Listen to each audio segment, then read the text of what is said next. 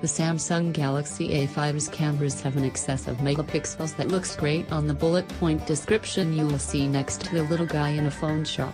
But the rear camera in particular lacks the tech needed to make this a rival for the best, including the Galaxy S7 or even Galaxy S6. It's good, but not truly great. The only area in which it trips up is the usual, low light. This phone doesn't have optical image stabilization, and the high megapixel count comes at the expense of the size of the pixels themselves. As a result, photos in poor indoor lighting and at night start to break down a bit as the noise reduction algorithms go to work on images, chewing up both noise and fine detail. We also found it's quite easy to take blurry shots if you're not careful about keeping your hands still. This is one way the rival HTC Play beats the Galaxy A5, as it has OIS, making blurry exposures much less likely.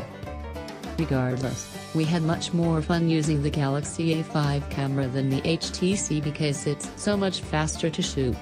There may be a little pause before the shutter fires as the camera fine-tunes its focus, but no obvious shutter lag or any head-banging delay as the phone processes a photo before letting you take another.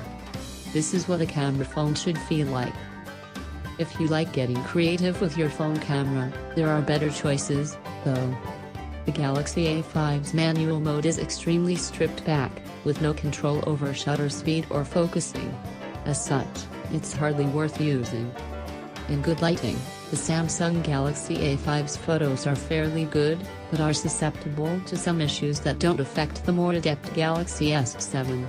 For example, shadow areas can look a little murky unless you actively use the HDR mode. The dynamic range of the sensor just isn't that great, and there's no clever auto HDR mode, now very common. There's also some purple fringing to high contrast objects, like tree branches against a blue sky, and while colors are generally well saturated in good lighting, they're at times slightly off. In a few of our shots we noticed a classic sign of a less than perfect camera setup, blue skies that end up looking a little greenish through the Samsung Galaxy A5's eyes. Right down at pixel level, the Samsung Galaxy A5's photos also look a little smoothed out or processed, which is the software mitigating for the small sense of pixels here.